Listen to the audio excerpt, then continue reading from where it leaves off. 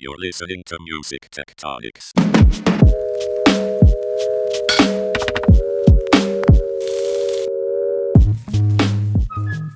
Welcome back to Music Tectonics, where we go beneath the surface of music and tech. I'm Dmitri Vietze. I am the founder and CEO of Rock, Paper, Scissors. And who are you? I am Tristra Yeager, the Chief Strategy Officer at Rock, Paper, Scissors. And I'm kind of surprised you don't know who I am. I know who you are. I was just letting you get who you are. It's been a while since we've been on the podcast together. And this is great. We get to work together, and then when we get to be on the podcast, it's kind of like playing. I know it's probably work for you, but for me, it's just... No, it's fun. This is some of the fun part of the job. And we are just back from the Music Tectonics Conference. Another fun part of the job. We were in Santa Monica, California. You've heard all about it, regular listeners. But hey, maybe there's one new listener today, and we now need to tell them we do a conference every year in sunny California. On the beach, we had an awesome venue. People freaked out about the amazing beach house where we held the event. There was business happening there. It's not like it was just a big party, although we did have 2 or 3 parties. Yeah, we had at least three parties.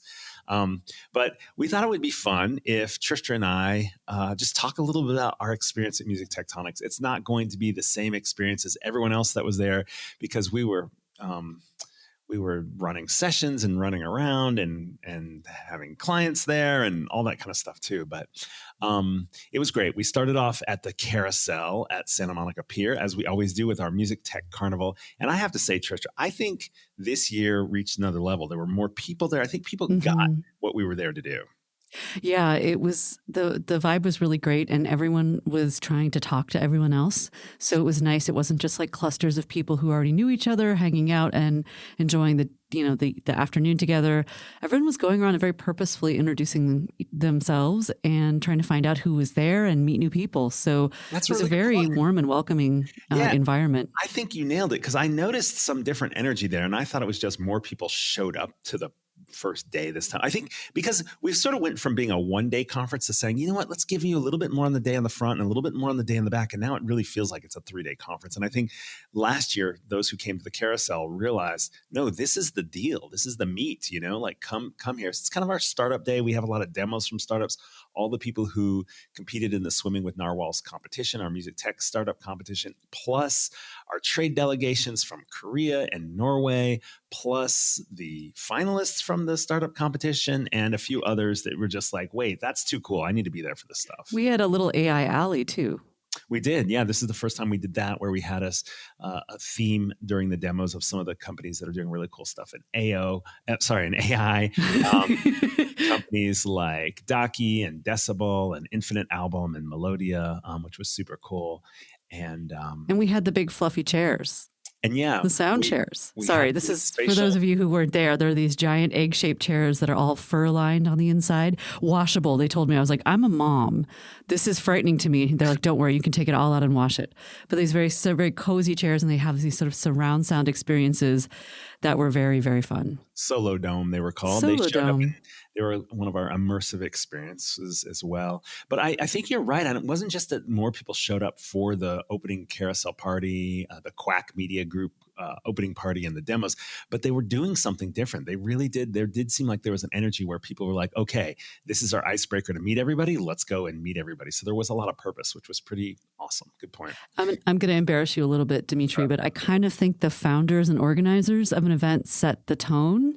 And this is definitely you. This is your vibe. This is your approach. If you've ever encountered Dmitri at a conference, you're so great about going up and walking up to people you don't know and not really thinking like, what can this person do for me? But just like, who is this person? What do they do?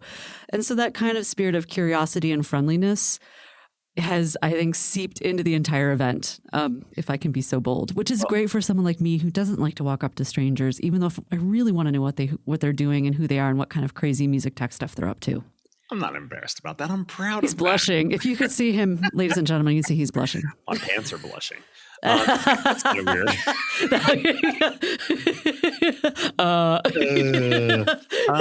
Now he's blushing. So that was super fun. Yes. And our major big day is the next day, which was at the beach house, also in Santa Monica, but literally on a beach with a pool and cool event spaces with windows, with views of the beach and so forth. And that's where we had about 18 or 19 different sessions, all sorts of topics. Were there any themes when we talk about the sessions, or anything that stood out for you? And again, I think we have a slanted view having worked the conference as opposed to just attended it. But what were some things that you walked away with? Well, I was expecting to come away thinking much more about things like AI, newer formats for music, or new spaces that music's appearing. And what I walked away with, that was kind of interesting, was more about sort of models of the way we listen to music right now. So a lot of talk about streaming fraud, basically about how the sausage is made. And I think we've gotten past this phase of being so relieved that there was a format that finally saved this, huge downturn in the music business and in artist royalties. And gotten to a point where we're like, wait a second, how exactly do we want to move forward? What exactly is going on here underneath the hood? What do we need to be thinking about? Could we build this better? So I was on a panel with Andrew Batey and Adam Rabinowitz and Mike Pelczynski. And they've all been thinking very hard about fraud and artist models, and can we design a better back end for the music business that isn't so easy to game. And the answer was a little bit disappointing in that it's kind of maybe, but the fight is pretty much constant to keep ahead of some of these extremely sophisticated players who are using streaming as a way to often to launder money. But that said, it was really interesting to hear about all the data that you can use to understand people's habits, like everything from phone position to listening time to, all the things we'd expect. So I found that really, really interesting. And so that was a very thoughtful discussion. So Andrew Batey's from BeatDap. Yes. Adam Rabinowitz is from Boomi, the AI creation platform. And Michael Pelczynski was recently VP of strategy at SoundCloud and has his own consultancy. So and that session was called The $1 Billion Problem, Emerging Solutions to the Music Industry's Streaming Fraud Conundrum. So what else kind of gave you the sense that we're solving like current models challenges? Were there other sessions like that too? Well, I'm kind of biased because I moderated 2 sessions, so they're the ones that are most on my mind. But you attended the entire session. I did. You were on stage. I was paying close attention. I was not messing around on my phone, not trying to talk to the person next to me. In the other session that really stuck with me was Dave Bogan of the MLC and Britnee Foreman, who is a brilliant data thinker. And they were both really passionate. You think about metadata, you're like, a panel about metadata. Oh my God. But it wasn't like that at all. And both of them are, beyond being extremely smart, they really care. And so they were really part of a theme that I heard throughout the conference of, how do we give it back to the artists? Like, how do we give artists more control, whether it is direct to fan sales, whether it is they should own their data and it shouldn't be behind any firewall, which is something Day spoke really, really passionately and eloquently about. And I left just thinking about, how there's all these folks in the industry that are really fighting hard to give artists back a lot more control and autonomy. The independent artist world has been increasing. Revenues flowing to artists who aren't on a label or who are self-managed has been increasing year over year. I mean, if you're curious about this, go look at Mark Mulligan's amazing research and media. They have a ton of information about this. But what I was really hearing this year is we have to make sure artists are really the center of everything. I think we thought a lot about in terms of platforms. Obviously, there's always going to be labels and there's a role for them, but this passionate commitment to, and not just, I hate using the phrase empowering artists because it's become a cliche and it means nothing anymore, but really putting everything back into the artist basket so that they can make decisions about how to make their music reach whatever audiences they want to reach, and then to collect whatever, whatever revenue or royalties flow from that relationship. So it was really exciting. I mean, I almost expected people to kind of jump up out of their chairs and pump their fists in the air and go like run to the barricades for the artists. But it was really, really wonderful to feel that energy. It does take a special person to take something like data and turn it into a call for action. But I think the issue is music is in such disparate, fragmented places in internet land or streaming and app land that you don't really know what's going on. It's in so many different places. It's very hard to understand what's moving the needle. And the other thing is, for most independent artists, the signal's very weak. Like, to even see enough of a signal that something good is happening, that you might want to do more of something, like, oh, my social media post led to more streams, or my advertising campaign did this, or my live shows did this online, or my live streams, or my YouTubes, or whatever it is. The signals are so weak. And then if you don't have the data at all, you can't really get a read on what should I do more of, or what should I try differently, or what worked for this other artist. So I think the connection here is, it's not really about data. It's about getting enough information so that you can find the insights to figure out how to navigate a career as an independent artist in all these places. Yeah, and getting enough data so that you can actually get paid and plug in all the wires that will get you paid, and that's not easy to do when you're just a person by yourself. It's crazy how complicated all of this is, and music is relatively straightforward when it comes to distribution, et cetera, compared to some other art forms. But were there specific forms of data or types of data that Day and Britnee talked about on the Untangling Music Data for the Benefit of All, or was it more top level? Well, we were specifically talking a lot about these black boxes, where they are, why they're there, and what's inside them. And I heard from a different panel, I believe it was Amadea Chopin from PEX, mentioned that a great deal of the money in black boxes are 60% or something along those lines comes from hip hop tracks. So, in some ways, the industry has really failed. Sorry, that's a little harsh, but, has failed a large group of creators who are making very, very popular music, but haven't understood how to use the system to get what is rightfully theirs. So that's a really telling. So in some ways, we were talking about how the role data plays in shining light into these boxes, breaking them open, and we were kind of contemplating, could we imagine a better world where a black box didn't exist? And the answer, sadly, is no, because we live in the real world. But the answer is also, we can make them way smaller. Yeah.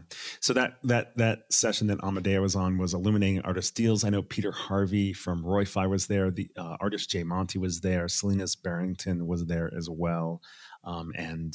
Peter helped us co-curate the focus on fairness in artist deals, which was, I think it's always a great topic, and it's interesting. We've been talking about how it feels like transparency is kind of inevitable. Like the more that music is trackable, the more that we're on technology platforms where data exists over time, and PEX is a part of this too, more and more there's more opportunity to kind of see what is actually happening. And actually, I was at a MLC event here. I just moved, as those of you who came to Tectonics know, because I mentioned it, I've just moved to Portland, Oregon a couple of months ago, and last night there was an MLC event with the local chapter of the Grammy Academy, and I was, as I went around to meet as many people in the room, there were tons of hip hop and R&B folks in the room. But what I realized was a lot of the people in the room collaborate with each other. And I was just thinking about the importance of what the folks at the MLC talk about a lot, which is you got to know who the splits are going to, what the percentages are. You got to know that like earlier, because a lot of that so-called black box exists not just because the streaming services don't know who to pay, but the people who created the music don't always know who to pay, because there's so many different co-writers, co-producers, and all that kind of stuff as well. Yeah, there's a lot of paperwork, so to speak, and that's tough if that's not really, you're not in this business necessarily to administer complicated deals and details. The story of Jay Monty was pretty noticeable and notable. I've heard you mention him, but what happened there? Well, he's a really interesting guy. He's a Christian rapper, which is a very interesting market. And he got a major label deal. And then the person who signed him kind of moved on. He got there was a new team at the label that was working with him. And they really just didn't know what to do with his music. So they kind of put him on ice for years. And he couldn't release anything. And it was extremely frustrating. And not to mention impoverishing, right? So Jay is super scrappy and a really smart entrepreneur, and started to do other stuff. Like he started to make clothing. And then eventually he got out of this deal, and he used some of those entrepreneurial smarts to be basically his own manager and put out his own music. And it was pretty impressive. But he had some really hard times along the way. And he's such a kind and well-spoken and thoughtful person that you just, sympathy comes really naturally when you hear a story. But, he did everything right? He got the major label deal. He went through all that, and still it was, he wound up having to do it himself. So it was pretty interesting story. Yeah, cool. Glad we had the artist voice there as part of that panel as well. So it's interesting that, kind of the way that you're talking about your experience at Music Tectonics is you were sort of expecting to see some shiny new objects, and you ended up hearing about some of the nitty gritty. And maybe that's because we put you on panels that been hard for me to you moderate. You like to put me on the metadata panels. the fraud and the yes. But it's so funny because my experience, and maybe this is just the challenge of any conference, of getting around to seeing as much as you can, which you can't, unless you're popping in and out of everything when you're not really absorbing very much. It's hard to get the whole vibe. But I actually had a different experience, which is kind of funny. The AI thing was very present. Obviously, I'm the director of the conference, and so I have some influence on what content's there. But we had not, at the beginning, pretty late into the process, we had not planned on making AI a central focus. I don't like to chase like the latest trends. You kind of have to listen to see what's on people's minds. And even regardless of what you program, you end up finding what was on people's minds, regardless of what was on the official panels. And as I was reflecting on this year's conference, I was like, so what was the thing? Because, and so I looked back at each year and I realized there kind of was a thing that was on everyone's mind from the beginning. So in 2019, TikTok was on everybody's mind. And I remember that was the hallway conversation.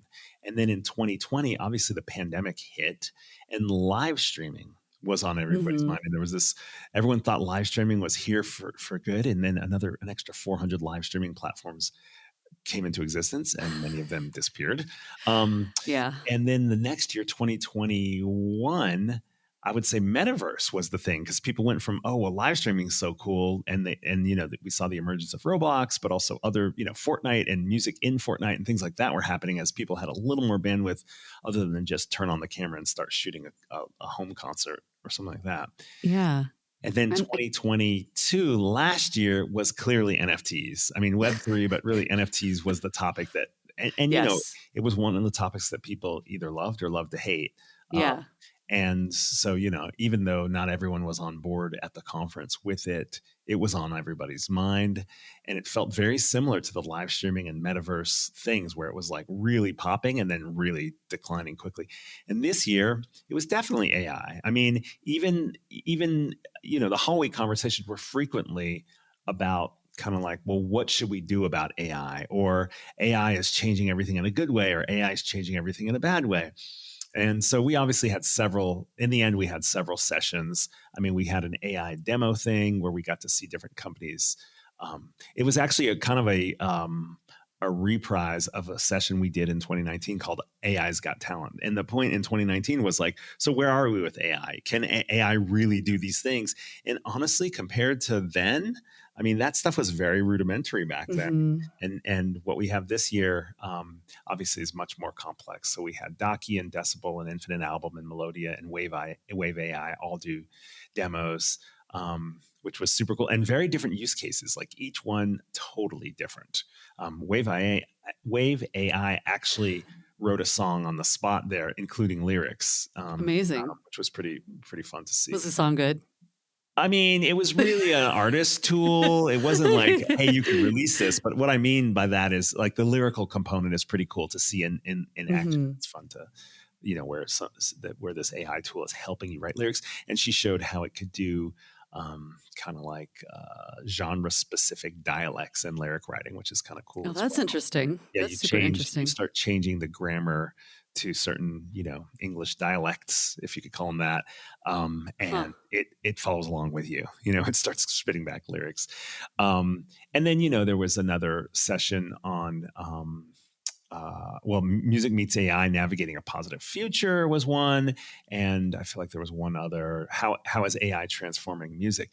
And I guess just to put some meat on this conversation, a lot of what I heard was like a conversation about either or, like, is AI going to win or are humans going to win? And, is this creating a lot of competition? And are we going to flood the streaming services with this new kind of AI assisted or AI generated music? And to some extent, obviously we've seen the news with, streaming services talking about limiting monetization based on how many streams you're getting, like, under 200 or 1,000, whatever number it is, you're not even going to be able to monetize at all. But the thing that I kept going back to, and I said it in a couple of sessions, I literally, as the conference director, I would just stand up and be like, but wait. And I really think there's a new category emerging, just like Hollywood is not dead because of TikTok or YouTube. People are watching Netflix and Hulu and Disney and HBO as much as ever. I think it sure seems like it anyway. People sure as hell are talking about it more than they used to. And TikTok and YouTube is just a different category. It's like these short form things maybe they're competing for time, but they're not really competing. They're not eliminating a whole other category. Feels like the emergence of AI music is creating a new format. Maybe it's a new art. Maybe it's a new commercial asset. I don't know, but it's definitely a new format. And I think that to me was if I was to walk away with kind of like, where did the conversation go at Music Tectonics? That to me was a big one. One other thing that you and I talked about a bit was how excited we were. We kind of started out this conversation talking about the carousel and how everyone was very open to meeting new people. But in general, I felt like the industry was opening up a little bit. One great example was we have a wonderful startup event at UMG every year, a startup boot camp. And this year, I really, really appreciated how many UMG folks got on stage, some from the publishing arm, some from other aspects of the label, getting up there and talking about what makes a difference to them when they're getting pitched, like what they look for in startups, what they need from startup partners, what they're looking for when they are considering licensing. All this great information, some of which was really eye-opening for me and really thought-provoking. And they just shared it so openly and so like candidly. And it really felt like they were ready to have a conversation, that you didn't have to like beg and plead and approach them with a pitch, that they're open to hearing what you have to say. You just have to make it make sense for them and be useful to them. And that's completely cool. Absolutely. I mean, just so people understand, our third day, we start off at Expert Dojo and do kind of a schmooze, but also a fireside chat with Tatiana Cirasano from Media Research. We should come back to that, Tristra, because I think that was also a pivotal conversation that I want to get into. But the UMG thing, they did it last year. This year, they brought us into an actual recording studio across the street. So beautiful. It sounded amazing, and people were excited to be there. It was well appointed and super cool. And we kicked off with an open mic where everybody in the room got to introduce themselves. And it was amazing to see the diversity of people, but also companies that were there and all the different ways in which people are working in music innovation and music tech, from hardware to software, from B2C to B2B, from VR to trading cards to an actual card game, a physical card game. Yeah, that was really cool to see. A card game, monetization tools, optimization. Also, it was really, really quite a mix, and definitely you could see people were vibing with realizing what an amazing, unique group of people were there. But I agree, UMG, under the leadership of Christina Pimentel and Bill Gagnon from Universal Music Group's Innovation Group, really stepped it up this year with the way that they programmed that by doing exactly what you said. I know Christina had Jay Granis from Universal Music Publishing Group up there, and I felt like he was dropping knowledge that you never hear directly from someone like that. And specifically, he said, let's come and talk to us not when you're ready to license music, but before you build your product, so that we can make sure whatever your plan is for your product is even licensable. Sometimes it's not that we don't want to do it. We literally can't, like depending on what you're trying to do, how you're utilizing music or what music you're hoping to utilize, if it requires both the master and the publishing side, there may not be an easy way for anybody to grant that license. Yeah, that was really exciting to hear someone from publishing speaking so openly, frankly, and with such detail about their process and trying to figure all this out. And I that was really eye-opening and really, really valuable. And the other cool thing about the whole UMG structure for their startup bootcamp at Music Tectonics was they selected 4 startups to pitch. And it wasn't like a competition. It wasn't like pitch for a license or anything like that. It was more just like, let's get some direct feedback right here. Mm-hmm. And that was super cool. So we had Karen Allen from Infinite Album, the adaptive video game music software company, Kevin Daly from Remedy, which is a way to monetize premium streams when they're layered on video, on your own video as a label or manager or artist or something. And then Kristen Daniel was the one with the music guessing card game, like physical card game called Heard It All Before. But what I was going to say was, so they all pitched for a few UMG folks, and there were a couple of standout things there. I mean, Versus also. Versus, which was just on Music Tectonics as well. You'll hear my interview with Sean Lee and Kim from Versus there.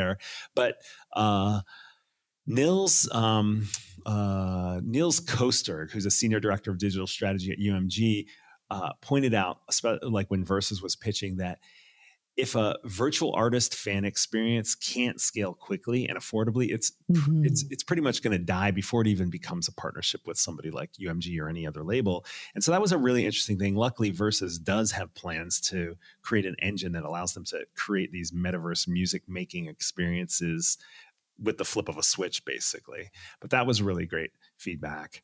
And I think Sujata Rao, who is also on that kind of panel of experts, who she's a senior director also with digital technology strategy at UMG, kind of pointed out like the benefit of not just trying to do stuff with the latest, greatest pop stuff, but look at the catalog too. Mm-hmm. And I know she said that in reference to Heard It All Before's card game, because there's so many cool things you could do with like historic music and catalogs to get people engaged with that music again too. So, and then I guess just one last great sharing that I had at that UMG experience, Bill Gagnon from the Innovation Group was basically saying the first step in licensing music with somebody like UMG is to find a trusted and experienced advisor, not necessarily at that label. So, he hat tipped to people like Bill Campbell, Dick Wingate, Vicky Nauman.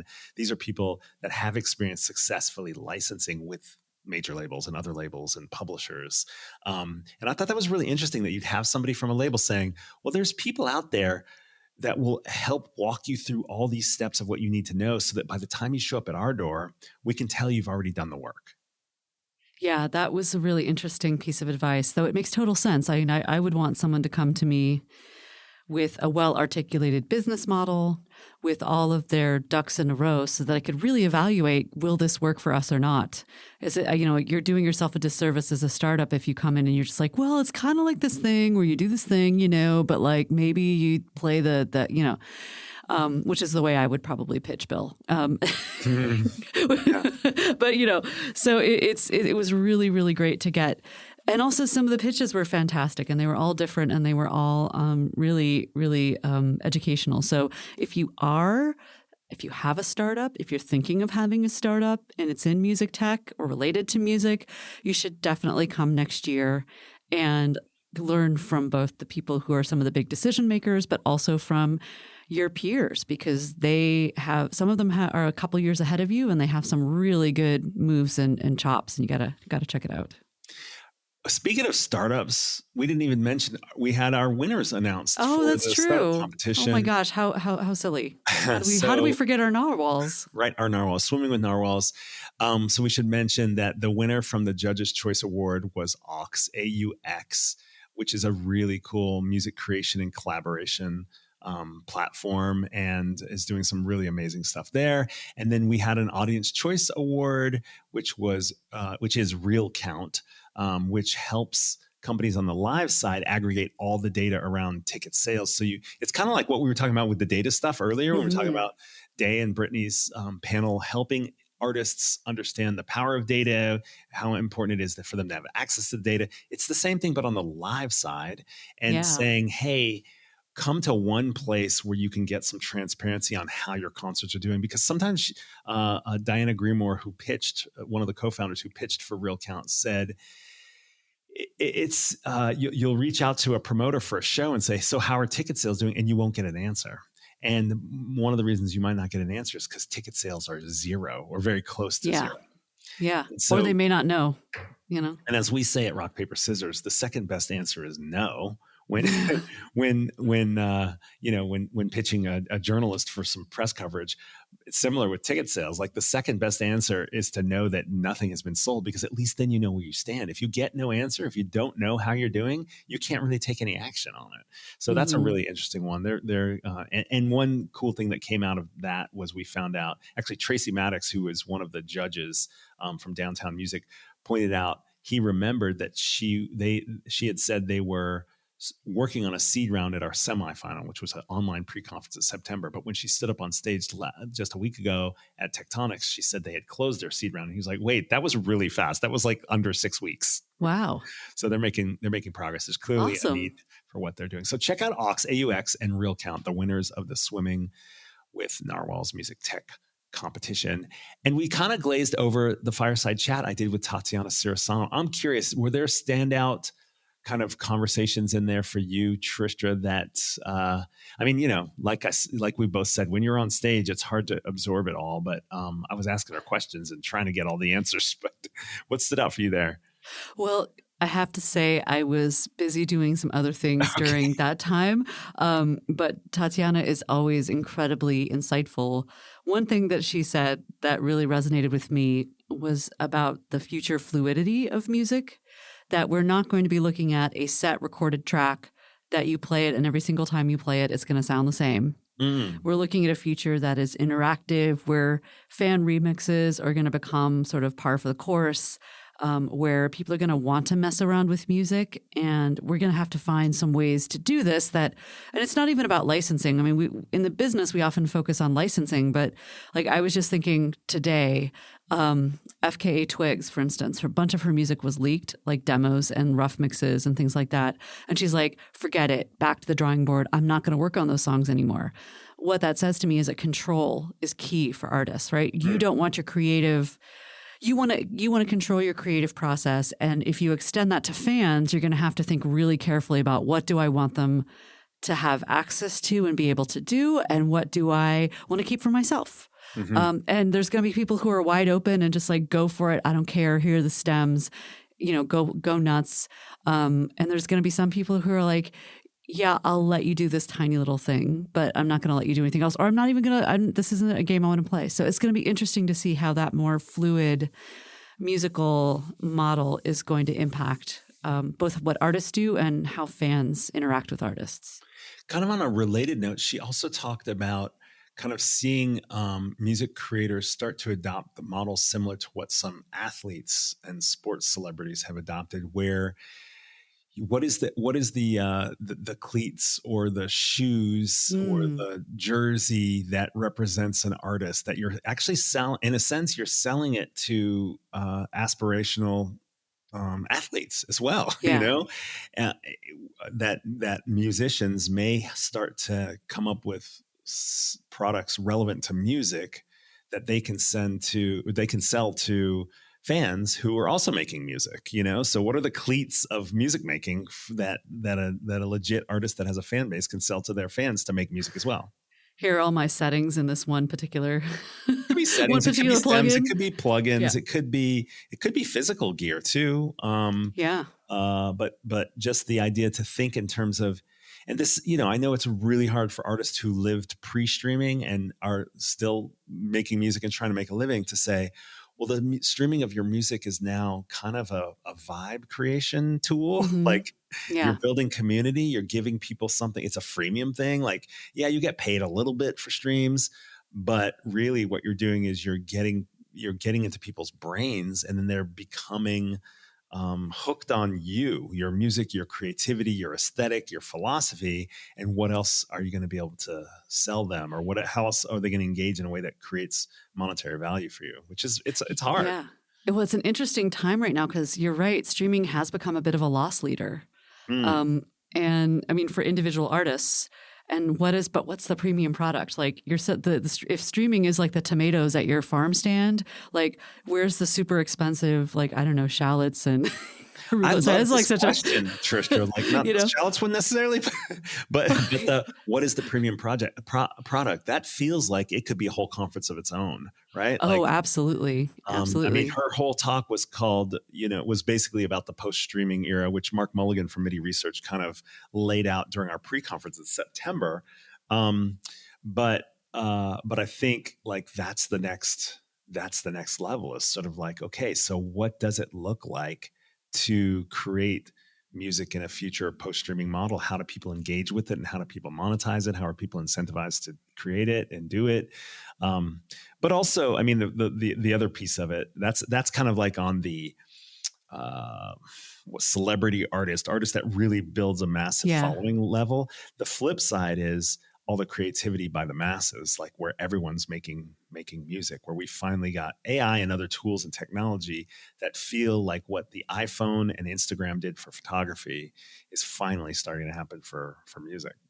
Yeah, it's super exciting. I can't wait to hear what strange and probably kind of mediocre and bad stuff, but very satisfying, right? Like what could be more satisfying than capturing a moment? And, as a singer, there are so many moments that I was able to like really, really get into a song and sing it and just be totally present. And I want that experience for everybody. And I think some of this tech could really unlock that even for people who don't sing or who aren't particularly musically inclined.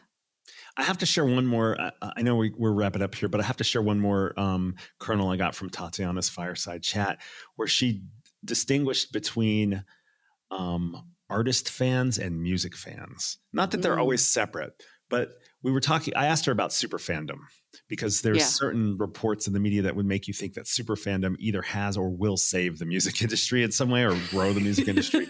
And she was saying that in their research at Media, they found there's different types of fans. And so it made me think a little bit about myself and reflect a little bit. I've never been the artist super fan. Like I've never been like, I have to be in the front row. I have to have the VIP tickets. I have to wear the clothes. It's not because I don't love the music or even the artists, but that's just not like, I don't connect my identity around the celebrity side of it. Absolutely. I'm more like on the discovery side. I'm more like, oh, I can't believe how they just tweak that genre, or, something specific about their voice within a genre or within a field or a scene or a style or whatever. And, like you, I mean, you probably like a variety of music. I like weirder music, a little more esoteric stuff, but I like anything I connect with emotionally, but it does tend to be on the weirder side. So it made me think, oh, well, there is a place for the music fan as opposed to the artist fan. So when people are like, no, this is the solution. What is the you asked that question, what is the premium product for music? It might be different for somebody who's a super fan of an artist versus somebody who leans into like a diversity of discovery, or kind of a musicological or a lyrical or poetic or some other reason why they're falling in love with things. Absolutely. That's such a great point. Yeah. So anyway, I had a blast. I'm so grateful to Shaylee Ankenbrook, our head of events, Eleanor Rust, our marketing director, Allison Hall, our COO, and the whole team from Rock, Paper, Scissors that helped make that happen. You included, Tristra. Thank you so much. I didn't screw things up too bad this year, except for, No, you didn't at all. And in fact, you helped break the ice. Maybe next year we'll have more of a pool party because you were one of two people who jumped in the pool. Me and the rapping lawyer Elijah, we're all alone. Come on, world music peeps. I think help me out here next I think year. everyone just I think I'll bring my bathing suit next year. But I know Music Tectonics will happen again late October 2024. We're planning to come back to Santa Monica. We'll get you dates as soon as we can. It was so meaningful to have all of you there. If you're listening and you were at the conference, the vibe was incredible. Hopefully you met some new besties and connected with some old ones. And those of you who didn't make it, you got to come this time, this next year. Mark it in your calendar as soon as we let you know the dates. You're probably working on budgets for next year. Put the budgets in to come make a splash, real or metaphorically, and be at the Music Tectonics conference. Hey, Tristra, this is always fun. Thanks so much. Oh, I had a blast. Thank you, Dmitri. Thanks for listening to Music Tectonics. If you like what you hear, please subscribe on your favorite podcast app. We have new episodes for you every week. Did you know we do free monthly online events that you, our lovely podcast listeners, can join? Find out more at musictectonics.com. And while you're there, look for the latest about our annual conference and sign up for our newsletter to get updates. Everything we do explores the seismic shifts that shake up music and technology, the way the Earth's tectonic plates cause quakes and make mountains. Connect with Music Tectonics on Twitter, Instagram, and LinkedIn. That's my favorite platform. Connect with me, Dmitri Vietze, if you can spell it. We'll be back again next week, if not sooner.